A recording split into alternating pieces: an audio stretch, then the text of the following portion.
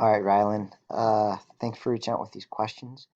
For the code you sent me, Chapter 13, Program 5, literally the only thing I had to change was this word to static. So originally there was no word static here, and it was complaining. And that's because main is a static method, so we're in sort of what's called like a static context. And so if you want to call a method inside of here, it has to be a static method. So all you need to do here is add the word static, and then it worked fine for me once I did that. Then it ran and gave me the test results that I should. So literally one word to change there, and then it should be working.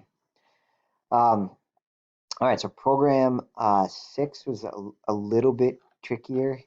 So you have the right idea where this is exactly the right recursive call where you just do the position we're on plus find some and then move one down the array. What's not quite right is the base case. So to try and help you figure this out, I just took one of the arrays, and here's what happens is you call find some with the array and then position 0. So we're starting on position 0, and then from there you want to take the value at position 0 and add that, and then recall the method with position 1. So we move down, that's where your plus plus n is coming in right here, is you're moving down one spot. Same array, but just moving down one spot. So then that's going to take the 10 and then call find some with the rest of the array. So it's 10 plus find some array position 2. And then the tricky part is the base case, right? So this is getting bigger and bigger and bigger. And what's happening in your code currently is it hits the base case right away because you call it originally with 0 here.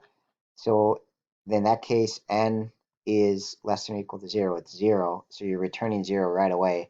That's why this gives us code of 0 both times.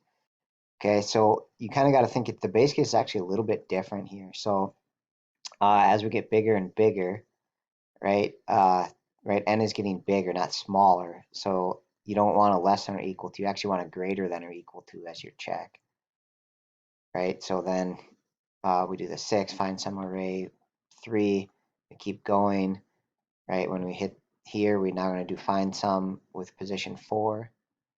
Okay, and then the way you have it set up, the base case would be here. We've added all the values, and now n has come out here to be 5, and that's when we want to stop and just return 0. So your call here, you have to do some check here, but you want to make this greater than or equal to something. Right, so I'm going to see if you can figure this out.